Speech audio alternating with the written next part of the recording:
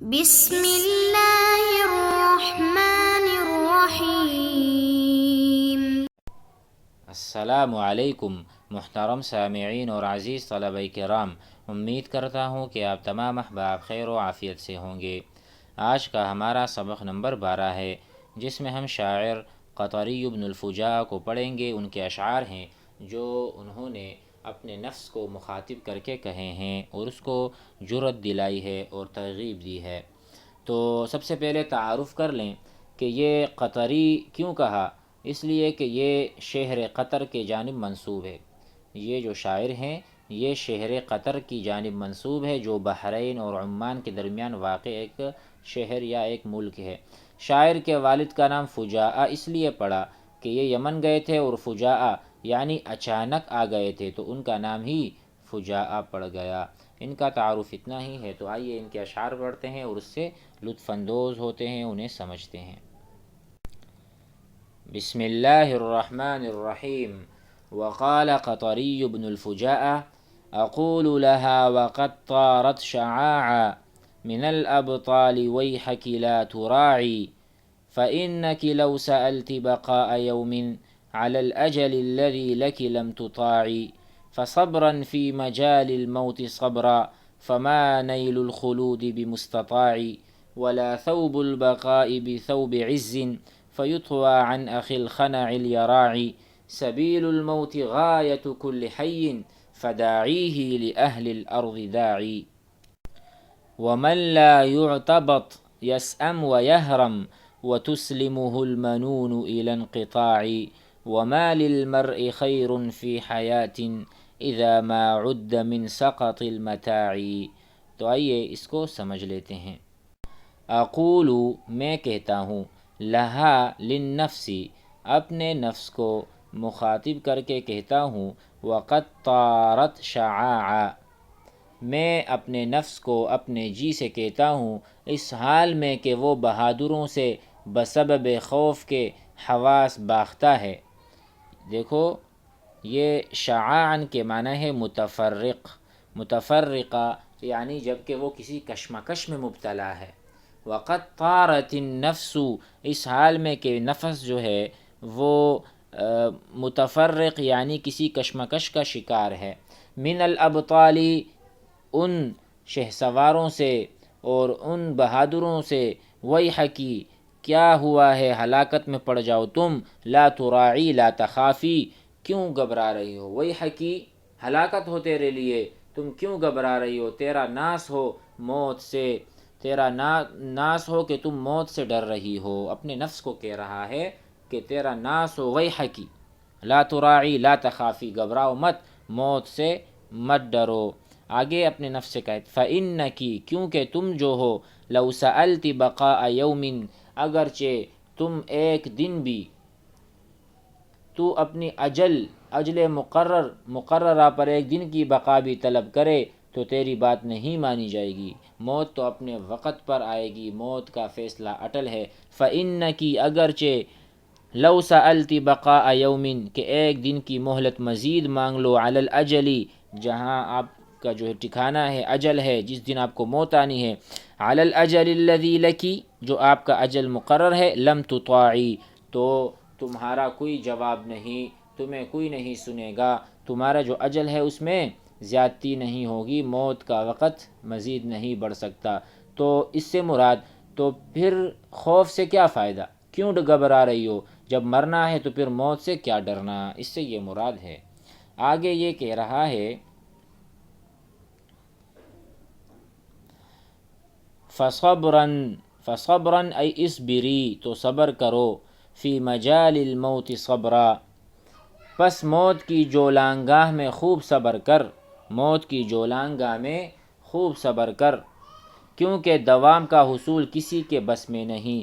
فما نیل الخلود خلود کا ہمیشگی کا حاصل کرنا، بمستطاع کسی کے بھی قدرت میں نہیں ہے، آپ ہمیشہ کے لیے زندہ نہیں رہ سکتی، اس لیے موت میں ایک دن بھی آپ نہیں بڑھا سکتی، تو پھر آپ صبر ہی کر سکتی ہیں۔ تو میرے نفس صبر کریں، صبر یہ مراد، فصبرا فی مجال الموت۔ آگے کہا ہے ولا ثوب البقاء بثوب عز، اور لباس بقا کوئی عزت کا لباس نہیں ہے، یاد رکھ۔ ولا ثوب البقاء، باقی رہنے کا جو مطلب جو زندگی ہے، اگر آپ زندگی کو بڑھاؤ گے، یہ کوئی عزت کا لباس نہیں۔ فیطوی عن اخی الخنع الیراعی، کیونکہ اس کو ذلیل بزدل آدمی سے اتارا جائے۔ کہہ رہے ہیں یہ عزت والا لباس نہیں ہے، کیونکہ اس کو اتارا جاتا ہے کس سے؟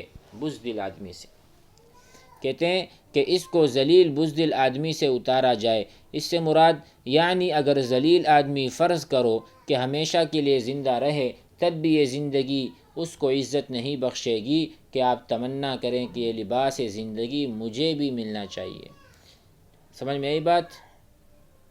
دیکھیں، ولا ثوب البقاء بثوب عز، یہ جو بقا کا لباس ہے یہ کوئی عزت کا لباس نہیں۔ اس وقت فیطوی عن اخی الخنع، کہ جب کوئی ایسا آدمی مر رہا ہو کہ جو بزدل ہو، وہ مرنے کے بعد اگر وہ مرے بھی نہیں، ساری عمر زندہ رہے، تب بھی وہ بزدل ہے، تو اسے کپڑوں کا کیا فائدہ؟ یہ زندگی لباس کی مانند ہے، اور یہ کسی کو عزت نہیں دے سکتی اگر وہ بذات خود ہی بزدل ہو۔ آگے کہہ رہے ہیں سبیل الموت غایت کل، سبیل الموت، موت کا جو راستہ ہے یا راہ موت ہر زندہ کی انتہا ہے۔ غایت کل حی، انتہاء کل حی یا نہایت کل حی، ہر زندہ کو موت کا مزہ چکنا ہے، تو یہ راستہ تو سب کا راستہ ہے۔ فداعیہ، یہاں پر کہہ رہے ہیں اس لیے موت کا پکارنے والا تمام اہل زمین کو پکارنے والا ہے۔ فداعیہ لأہل الارض داعی، کہ جو بھی موت کو پکارتا ہے گویا کہ وہ سارے زمین کے رہنے والوں کو پکار رہا ہے۔ تو کہتے ہیں کہ راہ موت ہر زندہ کی انتہا ہے، اس لیے موت کا پکارنے والا تمام اہل زمین کو پکارنے والا ہے۔ تو اس لیے آپ یہ نہ سمجھیں کہ آپ کو جانا ہے اور اوروں کو نہیں، بلکہ سب کو یہاں سے چلے جانا ہے۔ اپنے نفس کو یہ تسلی دے رہے ہیں۔